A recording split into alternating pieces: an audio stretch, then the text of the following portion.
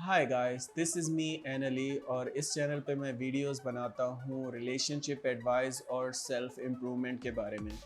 और आज की मेरी वीडियो का टॉपिक है, does the no contact rule work on men? क्या ये मर्दों पे वर्क करता है नो कांटेक्ट रूल? तो फर्स्ट ऑफ ऑल ये जानने की कोशिश करते हैं कि नो कांटेक्ट रूल है क्या। अगर आपको नहीं पता तो मैं बता दूं, नो कांटेक्ट रूल एक ऐसा रूल है जिस पे अमल करते हैं अपनी एक्स गर्लफ्रेंड या एक्स बॉयफ्रेंड को वापस लाने के लिए। आ, इसका मतलब ये है कि अगर आपका अभी ब्रेकअप हुआ है तो आप कोई बेगिंग एंड प्लीडिंग नहीं करेंगे, आप नो कांटेक्ट रूल पे चले जाएंगे। नो मतलब कोई मैसेज नहीं करेंगे, कोई कॉल नहीं करेंगे, बिल्कुल नो कांटेक्ट। कुछ लाइक नहीं करेंगे, कुछ बात नहीं करेंगे उनसे, बिल्कुल नो कांटेक्ट कर लेंगे। ये हम ऐसा क्यों करते हैं? हम ऐसा इसलिए करते हैं ताकि जो आपसे ब्रेकअप कर रहा होता है उसके दिमाग में आप एक लो वैल्यू मैन या वुमेन होते हैं। लेकिन जब आप नो कांटेक्ट रूल पे अमल करते हैं तो ये आपकी वैल्यू बढ़ा देता है, क्योंकि ये उनके दिमाग में एंग्जाइटी पैदा करता है। उनके दिमाग में ये ख्याल आता है कि जो उन्होंने फ़ैसला लिया है क्या वो सही लिया है या गलत लिया है। तो नो कांटेक्ट रूल ये है। तो आंसर इसका ये है कि ये मर्दों पे वर्क करता है या नहीं। इसका आंसर ये है कि ये डेफिनेटली मर्दों पे वर्क करता है। It works on main also, it works on women also, दोनों पे ये वर्क करता है। और ये दोनों पे इसलिए वर्क करता है क्योंकि ये साइकोलॉजिकल थिंग है। ये इसका कोई जेंडर स्पेसिफिक, इसका कोई नहीं, वो नहीं है, जेंडर स्पेसिफिक चीज़ नहीं है। ये दोनों पे वर्क करता है। वो इसलिए कि मेन ज़्यादा लॉजिकल क्रीचर्स हैं, वुमेन ज़्यादा इमोशनल क्रीचर्स हैं। तो जब मैं ये कहता हूँ कि मेन ज़्यादा लॉजिकल क्रीचर्स हैं, इसका मतलब मैं ये नहीं कह रहा कि मेन ज़्यादा इंटेलिजेंट होते हैं, या वुमेन जब मैं कहता हूँ कि इमोशनल क्रीचर हैं, इसका मतलब ये नहीं कि वुमेन में अकल नहीं होता या वो ज़्यादा ड्रामा क्रिएट करती हैं या नेगेटिविटी, इमोशन से कोई नेगेटिविटी का ताल्लुक नहीं है। ये हमारे ऑपरेटिंग सिस्टम हैं जहन दोनों जेंडर्स के अलग अलग। तो मेन ज़्यादा क्योंकि लॉजिकल क्रीचर है तो उससे थोड़ा लॉजिकली ही कन्विंस किया जा सकता है, लेकिन नो कांटेक्ट रूल उस पर भी वर्क करता है। और वो इसलिए वर्क करता है क्योंकि मैन सोचता बहुत है, ख़ासतौर ब्रेकअप के बाद बहुत ज़्यादा अपनी गलतियों को सोचता है। और ये वो वुमेन्स का ये होता है कि वो ज़्यादा रो लेती हैं और थोड़ा इमोशंस के ज़रिए वो उसको अपने निकाल लेती हैं फ्रस्ट्रेशन। लेकिन मैन क्योंकि स्ट्रॉन्ग खुद को ज़ाहिर करता रहता है, ज़्यादा शो भी नहीं करता, तो वो अपने अंदर सोचता रहता है और ज़्यादा मिजरी उसके दिमाग में पैदा होती है। तो इसलिए ये उस पर भी वर्क करता है और डेफिनेटली करता है। अभी आप ये क्यों सोच रही हैं, अगर आप ये वीडियो देख रही हैं एज अ वुमेन, तो आप ये सोच रही होंगी कि क्या वो वापस आएगा, क्या नहीं आएगा। आई नो ये टाइम बहुत मुश्किल होता है, बहुत ही ज़्यादा मुश्किल होता है ब्रेकअप का टाइम। ये ऐसे ही है जैसे किसी अपनी फैमिली मेम्बर को खोना, किसी इंसान को खोना। और पर इसमें फ़र्क ये है कि आपको ये पता होता है कि वो इंसान ज़िंदा है, और ये और ज़्यादा दुख देता है क्योंकि इंसान ज़िंदा भी है और आप उनसे कांटेक्ट नहीं कर सकते क्योंकि वो आपको, ही don't want you any more in his life. So it's a very tough time. तो मैं आपको एक स्टोरी सुनाता हूँ जो जिससे आपको पता चलेगा कि मैन पे वर्क करता है या नहीं।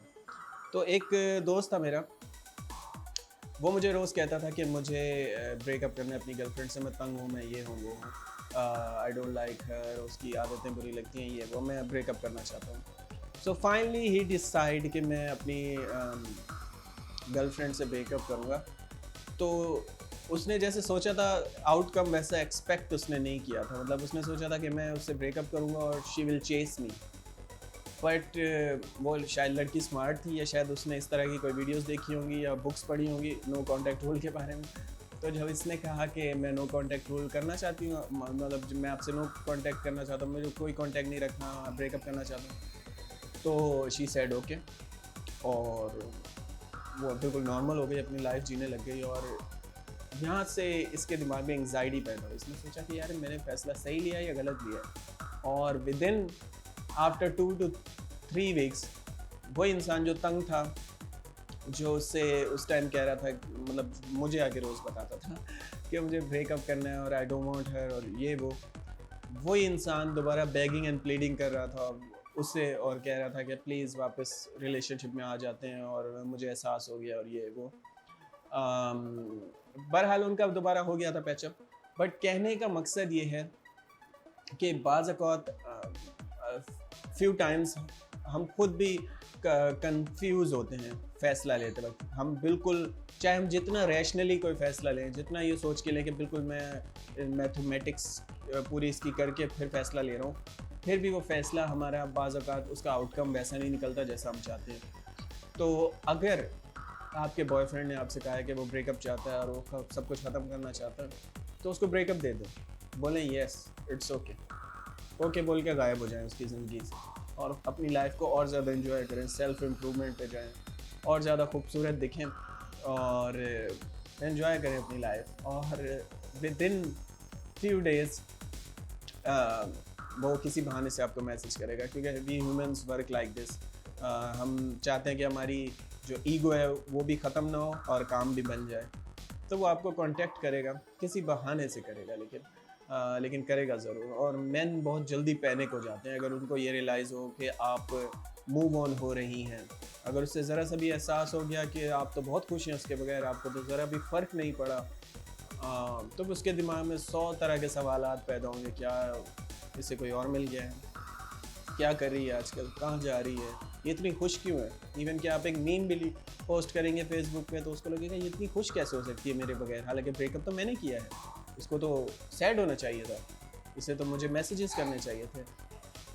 اور یہ پینک کریٹ کرے گا آپ کے بوائے فرینڈ کے دماغ میں, اور وہ بیچارہ پھر آپ کے پاس بیگنگ اینڈ پلیڈنگ کرتا ہوا آئے گا. تو نو کانٹیکٹ رول مجھے یہ لگتا ہے کہ مین پہ زیادہ ورک کرتا ہے, کیونکہ مین بہت زیادہ اپنے دماغ میں اسٹوریاں سوچتے ہیں, بہت زیادہ پلان بناتے ہیں, لاجیکل کریچرز ہیں نا. تو جب ان کے اوپر نو کانٹیکٹ کوئی کرتا ہے تو وہ بہت زیادہ سوچتے ہیں کہ اچھا موو آن, پھر وہ سوچتے ہیں کہ کوئی اور مل گیا ہوگا, یہ وہ. تو نو کانٹیکٹ رول پہ عمل کریں, اٹس اوکے. آپ کا بوائے فرینڈ یقیناً واپس آئے گا, مینس کے زیادہ چانسز ہوتے ہیں واپس آنے. اور اگر نہیں بھی آئے گا تو آپ کو پتہ ہے کہ نیکسٹ ٹائم آپ کو کیا کرنا ہے ریلیشن شپ میں. تو ہمت مت آ رہے ہیں, اپنے آپ کو امپروو کریں, سیلف امپرومنٹ پہ ہمیشہ رہیں, چاہے آپ ریلیشن شپ میں ہوں چاہے آپ ریلیشن شپ میں نہ ہوں. اپنے آپ کو بہتر بنانے کی کوشش کریں every single day, by reading, by watching some videos. give yourself at least 1 hour in a day to improve yourself financially, physically, emotionally اور spiritually. اگر آپ اسپریچول پرسن ہیں, آپ کو میڈیٹیشن اچھی لگتی ہے, نماز اچھی لگتی ہے, جو بھی آپ کا ریلیجن ہے آپ اس میں عمل کریں, اپنے آپ کو اسٹرانگ بنائیں ایموشنلی. سو نو کانٹیکٹ رول جو ہے وہ عمل کرتا ہے, بالکل عمل کرتا ہے, مینس کے اوپر بھی ورک کرتا ہے, بالکل کرتا ہے. سو بس آج کا آنسر اتنا ہی ہے.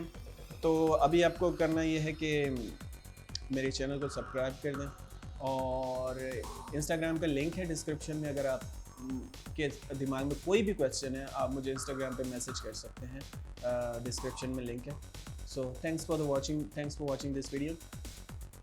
Take care, have a good day and never lose hope. Life is beautiful.